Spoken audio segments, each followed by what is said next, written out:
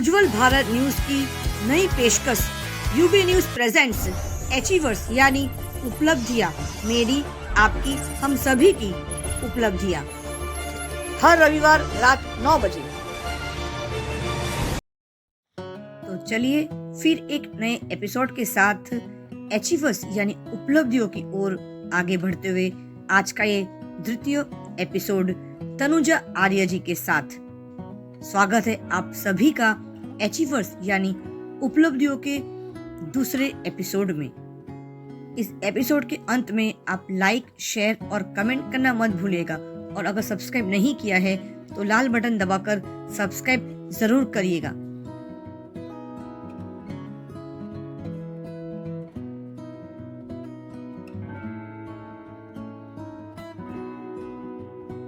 नमस्कार तनुजा जी। नमस्ते। उज्जवल भारत ने एक सकारात्मक कोशिश करने जा रहा है जिसका आज पहला एपिसोड रिलीज हो चुका है, जिसका नाम है उपलब्धियां, अचीवर्स।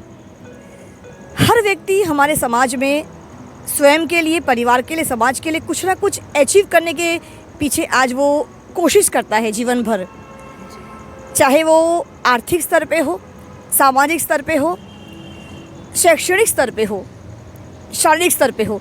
हर व्यक्ति अपने गोल को अचीव करना चाहता है। तो दर्शक, मैं आपसे आज मिलाना चाहती हूँ, हमारे साथ उपस्थित है तनुजा आर्य जी। तनुजा आर्य जी को कौन नहीं जानता। रामदेव बाबा जो हमारे योग गुरु कहलाते हैं, उनके हस्ते सम्मानित हुए हैं हमारे तनुजा आर्य जी। जो हम आइए पूछते हैं आज के इस द्वितीय एपिसोड के दरमियान कि किस प्रकार से उन्होंने अपना ये करियर जो है योग को समर्पित किया, उन्होंने अपना पूरा जीवन कैसे शुरुआत की और सम्मान उन्हें मिला है, आगे के समय में वो और योग को कहाँ तक ले जाना चाहती है, पूरी जानकारी आज तनुजा जी से लेते हैं हम लोग।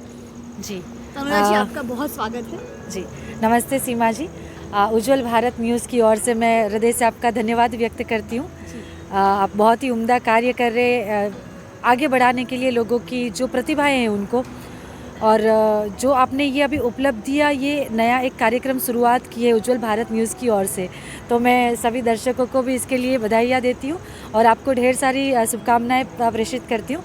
और आपने जैसे ये हमारा द्वितीय एपिसोड है, तो उसमें आज मुझे ये अवसर प्राप्त हुआ है, तो मैं सच में गौरव अनुभव कर रही हूँ, धन्यवाद व्यक्त करती हूँ।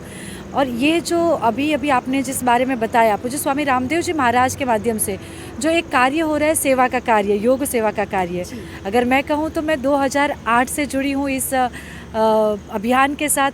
योग को जन जन तक पहुंचाने का ये अभियान मुझे सर्वप्रथम प्रेरणा मिली मुझे मेरी माता जी से, जो अनपढ़ होते हुए भी 2004 से, जब से मुझे स्वामी जी महाराज दूरदर्शन चैनल पर आते थे और जो योगाभ्यास सिखाते थे, उसके दरमियान उन्होंने योग करना शुरू किया। उनको अच्छा लगा तो हम सभी बहनों को वो ज़बरदस्ती करते थे कि आप भी योगा करो।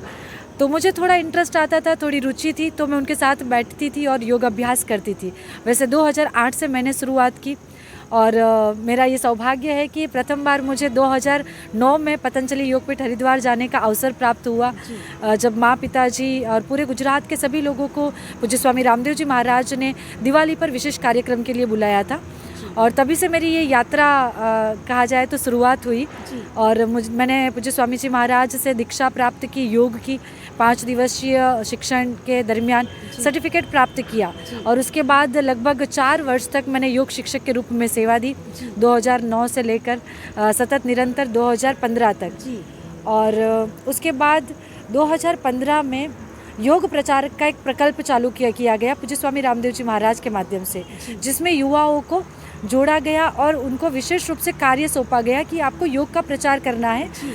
महीने में लगभग 5 शिविर करना, 5 विभिन्न स्कूलों में जाना, गांव में जाना, सभाएं करना, योग सभाएं, लोगों को योग से अवगत कराना, उनको योग के बारे में जानकारी देना।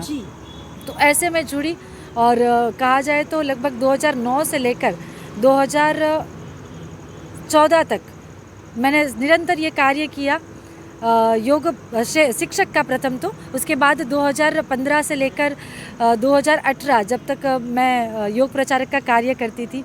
और उसमें लगभग मैंने 200 से ऊपर योग शिविर लगाई 5 दिवसीय, और उन सभी शिविरों को फिर दैनिक योग कक्षा के रूप में स्थापित करने का प्रयत्न किया, जिसमें शुरुआत में दमन के साथ साथ भिलाड़, उमरगांव तहसील, वापी, वलसाड़ पूरा मैंने कवर किया, और सभी जगह 200 से ज़्यादा योग शिविर लगाई। 200 से अधिक शिविर स्कूलों में गई मैं, और वहाँ पे भी मैंने ये कार्य किया, योग के प्रचार का कार्य। और इस दरमियान बहुत सारे ऐसे भाई बहन मिले जिन्होंने पूरा सहयोग दिया इस कार्य को करने के लिए। और ऐसे ही आगे बढ़ते बढ़ते धीरे धीरे हरिद्वार आना जाना होता था। पूज्य स्वामी जी महाराज रिपोर्टिंग लेते थे कि कैसे कार्य हो रहा है, और ये बिल्कुल एक अद्भुत बात है मैं कहूँ तो, कि कैसे उस गुरुवर की दृष्टि पड़ी और बस उन्होंने इस सेवा कार्य को और आगे बढ़ाने के लिए मुझे चुना। और 2018 में पूज्य स्वामी जी महाराज ने पूज्य साध्वी दीदी माँ देवप्रिया दीदी जी, पूज्य साध्वी देवादिति जी के माध्यम से मुझे दक्षिण गुजरात के राज्य प्रभारी के रूप में नियुक्त किया गया जी। जो कि मेरे लिए बहुत ही ऐसा कहा जाए कि पहली बार इतना बड़ा कार्य था, पूरा राज्य की योग की सेवा करनी थी मुझे, जिसमें कुल 23 जिले आते हैं जी। उसमें साउथ जोन हम कहें कि वापी से तापी, हाँ। और आगे हम अगर जाए दमन, दीव, दादरा नगर हवेली, और साथ ही साथ सौराष्ट्र कच्छ का पूरा जो एरिया है वो पूरा 23 जिलों में आता है, और वो मुझे संभालना था। तो जैसे ऊपर से गुरु जी का मार्गदर्शन मिलता गया वैसे आगे बढ़ती गई, कार्य करती गई, और बस ऐसे ही करते करते जो भी टारगेट दिए गए ऊपर से, तो योग कक्षाओं को बढ़ाने का, योग शिक्षकों को बढ़ाने का जो टारगेट दिया गया वो मैंने प्रयत्न किया, और जिसमें हमारे सभी जिला के 23 जिला के जो जिला समिति है, जिला प्रभारी बहनें हैं, साथ ही साथ हमारी जो कार्यकारिणी सदस्य, जिला कार्यकारिणी से लेकर राज्य कार्यकारिणी सदस्य, सभी का पूरा सहयोग मिला, और सभी बहनों का ये पूरा संगठन मैं कहूँ महिला पतंजलि योग समिति एक बहुत ही अच्छे ढंग से बाहर आया, और बहनों ने सच में पूरे भाव से सेवा दी। और उसके चलते ही आज अगर मैं 3 साल का मेरा कार्यकाल बताऊँ, 2018 में नियुक्ति हुई, और साथ साथ 2022 तक, दिसंबर 2022 तक अगर मैं बताऊं तो पूरे साउथ गुजरात में, उसमें 23 जिले पूरे जो है, सौराष्ट्र जोन भी आ जाता है, तो उसमें लगभग 748 योग कक्षाएं निरंतर रूप से चलती है, वो भी मात्र बहनों के माध्यम से। क्या बात है, जो बहुत बड़ी उपलब्धि मैं कह सकती हूँ कि जो पूज्य स्वामी जी महाराज का एक स्वप्न है कि प्रत्येक गली मोहल्ले में, सोसाइटी में योग की कक्षाएं लगे, क्योंकि योग जो है वो हमारे लिए जीवन जीने की एक कला है जी। अगर हम सच्चे रूप में ये मानव जो शरीर हमें मिला है, मानव जीवन मिला है, उसको सार्थक करना चाहते हैं, तो योग के माध्यम से हम उस रूप से जिए, और फिर औरों के उपयोगी होकर योगी बने, उपयोगी बने, और इस समाज के लिए कुछ अच्छा कर्म करें। तो बस उसी हेतु से आगे बढ़ रहे, और 748 योग कक्षाओं के साथ साथ सभी बहनों के साथ मिलकर कोरोना काल में भी ऑनलाइन टीचर्स ट्रेनिंग करते हुए, ये 2 वर्ष तो लगभग कोरोना के कारण हमारे ऑनलाइन ही कार्य चला है, जिसमें लगभग 1000 से ज़्यादा हमने योग शिक्षक तैयार किए, और वो भी दैनिक रूप से योग कक्षा चलाते, ऑफलाइन या तो ऑनलाइन किसी ना किसी रूप में। और उसमें भारत से तो जुड़े, गुजरात से जुड़े, भारत से जुड़े, और भारत से बाहर भी बहुत सारे लोग जुड़े, जो कि पूज्य स्वामी जी महाराज के साथ जुड़े, पतंजलि परिवार के साथ जुड़े, योग के साथ जुड़कर यहाँ पर बाहर विदेश में रहते हुए वहाँ पर भी योग की सेवा देते हैं। तो बस ऐसे ही ये कार्य चल रहा है निरंतर। उसमें साथ साथ हम योग की कक्षाएं तो लगाते हैं, हाँ। योग शिविर करते हैं, योग सभाएं करते हैं, बच्चों के साथ जाकर बच्चों को व्यायाम, सूर्य नमस्कार आदि का प्रशिक्षण देते हैं, बच्चों को कैसा खाना खाना, क्या करना, कैसे उनकी दिनचर्या होनी चाहिए, ये सारी बातें हम बताते हैं। पूरी हमारी टीम है। और साथ ही साथ वृक्षारोपण, पौधा जो औषधीय पौधे हैं उसका वितरण, और रक्तदान शिविर, बहुत ही विभिन्न प्रकार के कार्य महिला पतंजलि योग समिति के माध्यम से हुए। और इसी से प्रेरित होकर कहे या इसी से खुश होकर जब गुरु जी का आशीर्वाद मिलता है, तो वो आशीर्वाद मिला है कि पूरे भारत में प्रथम बार ये पूज्य स्वामी जी महाराज ने शुरुआत की है पुरस्कार देने की। तो उसमें 4 प्रकार के पुरस्कार पूज्य स्वामी जी महाराज ने ऐसे डिसाइड किए हैं, जिसमें प्रथम है योग रत्न पुरस्कार, जिसको योग गुरु की भी उपाधि दी है। फिर द्वितीय क्रम पे जो है योग विभूषण, योगाचार्य के रूप में उनको उपाधि दी है। फिर तीसरा है योग भूषण पुरस्कार, और चौथा जो है पुरस्कार वो योग सेवा का पुरस्कार है। तो ऐसे 4 पुरस्कार में से मैं बहुत ही अपने आप को सौभाग्यशाली भी मानती हूँ कि 4 बहनों को पसंद किया गया, और उसमें गुजरात दक्षिण से मेरा नाम लिया गया पूज्य स्वामी जी महाराज के माध्यम से। तो मैं सच में ये समझती हूँ कि ये मात्र मेरा सम्मान नहीं, मात्र मेरे लिए ये पुरस्कार नहीं, पर जो सारी बहनों ने मुझे सहयोग किया है, जो बहनों ने जो कार्य किया है महिला पतंजलि योग समिति के माध्यम से, और भाइयों ने भी पूरा सहयोग किया है, तो ये सबके लिए है, सबकी ओर से है। तो इसके लिए मैं बहुत ही धन्यवाद हूँ। और बस इसी कार्य को आगे बढ़ाने के लिए मुझे बस यही लगता है कि माता जी ने एक मार्ग दिखा दिया। अगर मैं कहूँ कि 2009 में जब हम प्रथम बार हरिद्वार गए थे, तब मेरी स्थिति नहीं थी कि मैं हरिद्वार जाने के लिए तैयार नहीं थी, क्योंकि उस प्रकार से तभी पढ़ाई भी चल रही थी, तो ऐसे मानसिकता ऐसी नहीं थी कि मुझे हरिद्वार जाना है या योग में आगे कुछ करना है। पर माँ पिताजी की इतनी इच्छा थी कि आप एक बार वहाँ पे चलो। तो ये ज़बरदस्ती वाला कार्य है जो आज मैं समझ रही हूँ कि इस रूप में ये बोल रहा है। तो मैं हर जगह जहाँ पे जाती हूँ वहाँ पे भी ये बात अवश्य कहती हूँ कि अगर इस शुभ कार्य के लिए हम किसी के साथ थोड़ा ज़बरदस्ती भी करें तो करनी चाहिए। बिल्कुल। तो ये ज़बरदस्ती का कार्य कराते हुए माँ पिताजी ने आज उस स्तर पे ला के रख दिया कि मुझे सच में ऐसा लगता है कि यही सच्चे जीवन जीने की दिशा है, कि जो मुझे माता जी से मिली और उसके बाद पूज्य गुरुवर से मिली, क्योंकि मुझे उनका सानिध्य पूज्य स्वामी जी महाराज मुझे माता जी के थ्रू ही मिले। तो बहुत ही प्रसन्नता होती है कि एक अच्छा मार्ग जो आज के इस जीवन में जहाँ पे इतनी दौड़ भाग है, इतनी परेशानियां हैं, इतनी दुख दुविधाएं हैं, ऐसी परिस्थितियों के बीच अगर सुकून से जीवन जीना है तो योग के अलावा, अध्यात्म के अलावा हमारे पास और कोई मार्ग नहीं है। तो बस मुझे ऐसा लगता है कि मेरा ये जीवन जो है वो योग के लिए है, पूज्य स्वामी जी महाराज के लिए है और पतंजलि योग समिति के लिए है। जो भी मुझसे बन पड़ेगा 100% मैं योग के लिए कार्य करूँगी, और उसमें आप जैसे भाई बहनों का विशेष सहयोग मिलता है तो उसके लिए भी हृदय से धन्यवाद है, क्योंकि आपके माध्यम से, मीडिया के माध्यम से ये कार्य और आगे बढ़ रहा है। बहुत बहुत धन्यवाद। आज हम जिस जगह पे खड़े हैं इस वक्त, एक बेहद खूबसूरत जगह है, दक्षिण गुजरात का वलसाड़ जिला। बहुत नामचीन जगह है खूबसूरती के लिए, अगर हम कहें तो कोई कमी नहीं है। एक तरफ समुंदर है, एक तरफ पहाड़ है, एक तरफ जंगल के विस्तार है। हमारे पास वलसाड़ के अंदर ऐसी बहुत जगह है जो बेहद खूबसूरत है। और आज जिस जगह पे हम खड़े हैं वो है वलसाड़ का ही चंद्रमौलेश्वर मंदिर, और हमारे सामने विराजमान है हमारे महादेव जी। महादेव जी भी योगी के नाम से प्रख्यात है, क्योंकि महादेव जी ने भी योग, जब उनका मुद्राएं हम देखते हैं तो योग के मुद्रा में वो विराजमान हमें दिखाई देते हैं, पद्मासन के मुद्रा में वो दिखाई देते हैं। आदि योगी कहा गया जी है। हमारे जी आदि योगी कहा गया है शिव जी को, जो कि प्रथम योगी थे जी, और और उनके माध्यम से ही योग का पूरा प्रचार हुआ है, जी। उनके माध्यम से ही सीखे हैं सभी। जी।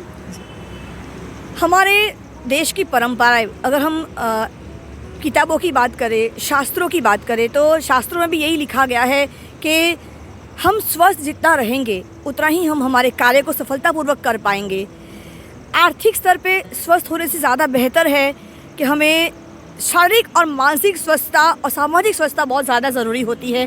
जितना हम अपने शरीर को, हमारे मन को, हमारे आत्मा को स्वस्थ और रखेंगे, उतना ही हम आर्थिक परिस्थिति से हम लोग जूझ पाएंगे और उसका सोल्यूशन जिसे कहते हैं हल, वो अपने आप निकलता जाएगा। तो आज इस प्रकार से योग के माध्यम से तनुजा आर्य जी ने जो अपना एक वलसाड़ जिले से लेकर पूरे देश भर में नाम कमाया है, उपलब्धियां कमाई है। सम्मान बाज़ारों से खरीदी नहीं जा सकती, सम्मान हमें कमाना पड़ता है, उसके लिए कार्य करना पड़ता है। भागवत गीता में लिखा है ना, कर्म किए जा, फल की अपेक्षा ना कर। तो तनुजा आर्य जी ने वही कार्य किया है, कार्य करती गई, कर्म करते गए, कर्तव्य निभाते गए। योग के लिए वे पूरी तरह से समर्पित हो गई है और आज उसका परिणाम, सकारात्मक परिणाम ये आया कि आज उन्हें हर गली में, हर जगह, हर शहर में, हर ज़िले में, हर तहसील में अगर योग शिविर लगाना है तो सिर्फ और सिर्फ तनुजा आर्य से एक बार संपर्क कर लीजिए। और मैं अपने आप को भाग्यशील मानती हूँ। तनुजा आर्य जी आज मेरे साथ उपस्थित है और इतने बड़े पद पर पहुँचने के बावजूद भी जो डाउन टू अर्थ जिसे कहते हैं हम, ज़मीन से बिल्कुल लगी हुई है वो कहते हैं ना, हम लोग कितने भी ऊंचाइयाँ छू ले, उपलब्धियाँ हासिल कर ले, लेकिन पैर कदम हमेशा ज़मीन पे टिके रहने चाहिए। और ये साक्षात उदाहरण है हमारे लिए तनुजा आर्य जी का। जितनी वो आगे बढ़ रही है उतनी ही वो डाउन टू अर्थ और ज़्यादा बेहतर होती जा रही है, क्योंकि योग ने उन्हें इतना सकारात्मक पॉजिटिविटी का अंदर एक पूरा भरपूर कर दिया है कि हर किसी दुविधा विघ्न से वो जूझ लेती है और उनका चुटकियों में ऐसे हल निकाल लेती है। ये जो मैंने उनसे सीखा है, क्रोध को कैसे नियंत्रित करना, वो हर व्यक्ति के लिए आसान नहीं होता। क्रोध हमारे अंदर जब हमारे सारी अच्छी चीज़ों को भी नष्ट करता है, लेकिन योग जब हम करते हैं ना तो क्रोधित होना ही हम भूल जाते हैं, या हमारे भीतर से क्रोध का जो एक नकारात्मक रसायन होता है ना वो धीरे धीरे घटने लगता है। आप इसके बारे में क्या कहोगी? बिल्कुल सही बात है, और मैं आपके माध्यम से और एक मैसेज भी देना चाहूँगी। ये बहुत अच्छी बात आपने बताई। देखिए, हम जो जीवन हमें मिला है, मनुष्य जीवन, तो हमारे शास्त्रों में कहा है धर्म अर्थ काम मोक्षाणाम आरोग्यम मूल्यमुत्तमम। जी, धर्म अर्थ और काम और मोक्ष की प्राप्ति के लिए ये मानव जीवन मिला है। पर मैं हमेशा कहती हूँ कि जब आप अगर आप पशु योनि में हो, आप गाय भैंस कुत्ता बिल्ली आदि योनि में जब आप जीवन प्राप्त करते हो तो आप मोक्ष को प्राप्त नहीं कर सकते। पर आपको जब ये मनुष्य जीवन मिला है तो यही सबसे बड़ी उपलब्धि है। और इसका माध्यम जो है, मोक्ष का माध्यम, हमें मोक्ष की प्राप्ति तो करनी है, पर मोक्ष के प्राप्ति का साधन क्या है? तो ये मानव शरीर है। तो हम धन की अपेक्षा करते हैं, हम धन कमाने के पीछे लग जाते हैं। तो उसके पीछे ना जाते हुए, वो तो ज़रूरी है ही, पर सबसे पहला जो ज़रूरी है वो हमारा ये शरीर है, क्योंकि इसके माध्यम से ही हम जो भी कर पाएंगे। और हमने कोरोना काल में ये देख लिया है कि लाखों करोड़ों रुपए होने के बावजूद भी हम किसी को बचा नहीं पाते थे, जीव नहीं बचा पाए थे। तो ये शरीर जो है सबसे मूल्यवान है, इसी को हमें स्वस्थ रखना है योग के माध्यम से। और कोई माध्यम नहीं है कि जिनके माध्यम से हम अपने शरीर को स्वस्थ रख सकते हैं। तो शरीर माध्यम खलु धर्म साधनम, ये हमारे शास्त्रों की बात है, और उसी को हमें अपनाना है, उसी के अनुसार जीवन जीना है। हमें अगर हरिद्वार भी जाना है तो उसके लिए हमें सहयोग लेना पड़ेगा। हम कार से जा सकते हैं, हम ट्रेन से जा सकते हैं, हम फ्लाइट से जा सकते हैं, पर उसी दिशा में हम आगे बढ़े, अगर हमें मोक्ष की प्राप्ति करनी है तो ये शरीर हमें अच्छा चाहिए, और उसी के लिए योग को अपनाना है, बस। इसके अलावा और कोई मार्ग नहीं है। बहुत बढ़िया। जिस प्रकार से तनुजा जी ने समझाया है, बहुत ज़रूरी है कि हमारी संस्कृति को हम बनाए रखें। हमारा देश एकमात्र देश ऐसा है पूरे विश्व, पूरे ब्रह्मांड के अंदर, जो अनेकता में एकता सिखाता है। आज हमारे देश में हर कोने में, हर प्रांत में एक अलग बोली, एक अलग भाषा बोली जाती है। हर प्रांत में, हर राज्य में एक अलग संस्कार, एक अलग संस्कृति हमें देखने को मिलता है। लेकिन विश्व स्तर पे अगर हम बात करते हैं तो एकमात्र योग ही एक ऐसी परंपरा, एक संस्कृति है जो हमें निरोगी बनने के लिए आगे बढ़ाता है। तो करो योग, रहो निरोग, यही योग का एक संकल्प, एक स्लोगन है। करो योग, रहो निरोग। क्या कहते हो आप इस बारे में? बिल्कुल, क्योंकि जो योग करेगा वो हमेशा ही निरोग रहेगा। और हम कहते हैं ना कि हमें भारत के लिए कुछ करना है। 2 दिवस होते हैं वर्ष में, 15 अगस्त और 26 जनवरी। तब हमारे सभी के हाथ ऊपर होते हैं, नारे लगते हैं, मेरा भारत महान, भारत माता की जय, वंदे मातरम। पर हम कहते हैं कि हम भारत माता की जय जिस प्रकार से हम बोल रहे हैं, तब हम किसकी बात करते हैं? भारत है कौन? भारत मात्र कोई ज़मीन का टुकड़ा तो नहीं। भारत आप हो, भारत मैं हूँ, हम सब जब मिलते हैं तब भारत बनता है। तो अगर मैं मेरा भारत महान कह रही हूँ तो मैं किसकी बात कर रही हूँ? मैं स्वयं की बात कर रही हूँ। तो अगर मैं बीमार हूँ, लाचार हूँ, दुखी हूँ, पीड़ित हूँ, तो मैं महान नहीं हो सकती और मैं भारत की जयकार नहीं कर सकती। तो मुझे भारत को महान बनाना है तो पहले मुझे स्वयं को महान बनाना होगा, और अपने आप को स्वस्थ रखते हुए अच्छे कर्म करने होंगे, तभी मैं खुद महान बनूंगी और भारत की महानता की बात कर सकती हूँ। बिल्कुल जी, बहुत सही बात कही तनुजा आर्य जी ने, कि जैसे कहते हैं ना कि अगर आप स्वयं खुश नहीं हो तो आप दूसरों को कैसे खुश कर सकते हो। तो उसी तरह से अगर आप स्वयं स्वस्थ नहीं हो, दूसरों को आप स्वस्थता के और कैसे ले जा पाओगे। तो स्वयं को स्वस्थ रखना बहुत ज़रूरी है, तभी ना आप पूरे देश को, समाज को, परिवार को स्वस्थ रख पाओगे। इसीलिए स्वयं को स्वस्थ रखना बेहद ज़रूरी है। इसीलिए एकमात्र मार्ग है वो है योग का मार्ग, सकारात्मक और मैं इसके साथ एक शब्द जोड़ना चाहूँगी, योग करने के लिए सिर्फ आपको एक चटाई चाहिए और आपको एक सही मायने में एक गुरु शिक्षक चाहिए जो आपको योग सिखा दे। आज ऑनलाइन के माध्यम से हज़ारों लोग योग कर रहे हैं। ना आपके लिए कोई साधन चाहिए, साधन नहीं, आपको योग करने के लिए चाहिए साधना। आप योग की साधना करोगे, आपको अपने आप योग आ जाएगा। कुछ और चीज़ एक्सरसाइज करने के लिए आपको साधन चाहिए, लेकिन योग करने के लिए आपको चाहिए साधना। साधना से आपको योग से आप परिचित हो जाओगे और आप हमेशा निरोगी रहोगे। हमारे इस द्वितीय एपिसोड में आज तनुजा जी से हमने बात करी, योग के बारे में जाना, उनकी उपलब्धियों के बारे में जाना। तो जब ये वीडियो रिलीज़ होगा तो मैं एक आशा करूँगी कि हमारे दर्शकों को आज का ये एपिसोड बेहद पसंद आए और आपके जो कमेंट्स है वो ज़रूर लिखिएगा, क्योंकि आपकी राय भी हमारे लिए बहुत ज़रूरी है। क्योंकि उज्ज्वल भारत हमेशा प्रयास करता है हर अच्छी चीज़, सकारात्मक चीज़ आप तक सही समय पे पहुंचा सके। उज्ज्वल भारत न्यूज़, देश की प्रखर आवाज़, सीमा भट्टाचार्य, वलसाड़ से आज के इस एपिसोड में यहाँ तक कि फिर एक बार मुलाकात होगी एक नई विशेष व्यक्ति से। तब तक मुझे आज्ञा दीजिए, धन्यवाद। इस संदर्भ में एक भजन जो है मैं आपको सुनाना चाहती हूँ। तन मन जीवन चलो सवारे, योग मार्ग अपनाए, बैर भाव से मुक्त सभी जन, गीत खुशी के गाए। तन मन जीवन चलो सवारे। अचीवर्स यानी उपलब्धियाँ, जीवन के अग्नि पथ पे वीर लहराते हैं परचम। साहस पा लेने का लक्ष्य को उनमें रोपित करता है उद्यम। सज चुका है अब रण क्षेत्र, शूरवीर दिखाते हैं अपना दमखम। हो क्षेत्र कोई भी कर्म का, प्रतिभाशाली ही करते हैं रोशन। नमन है ऐसे नव निर्माताओं को जो करते हैं अपना जीवन रोशन, अपना जीवन रोशन, अपना जीवन रोशन। ये कविता लिखी है कवि जगजीत सिंह आनंद जी ने। अचीवर्स का जो मंत्र है वो है be unique to become achievers. Be unique do unique, मतलब कि सबसे अलग रहिए, सबसे अलग करिए, तभी ना आप उपलब्धियों को हासिल कर पाओगे।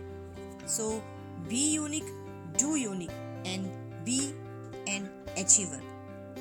आपको ये हमारा द्वितीय अचीवर्स यानी उपलब्धियों का ये एपिसोड कैसा लगा? अगले एपिसोड में फिर एक नए व्यक्तित्व के साथ, फिर एक नए अचीवर्स के साथ मुलाकात होगी। तब तक के लिए मुझे आज्ञा दीजिए, धन्यवाद। चैनल को लाइक करें, शेयर करें, सब्सक्राइब जरूर करें और हाँ, आपकी राय कमेंट बॉक्स पर लिखना मत भूलिएगा, क्योंकि आपकी राय हमारे लिए बहुत जरूरी है, क्योंकि आपका साथ ही हमारा विकास है। सबका साथ, सबका विकास, सबका विश्वास। धन्यवाद। जाना आने का दोनों मिला के एक टाइम का 1.5 घंटा तो अभी बच जाएगा। कितना बचेगा? कम से कम पौना 45 इसका क्या उपयोग करेंगे? पढ़ाई करेंगे। हाँ, अच्छा, एक काम कर सकते हैं मेरे लिए? हाँ समय बचता है तो कम से कम 15 मिनट योगा करेंगे? हाँ करेंगे जरूर नहीं करेंगे? करेंगे मुश्किल काम है, करेंगे जरूर करेंगे तो उसको करना पड़ता है।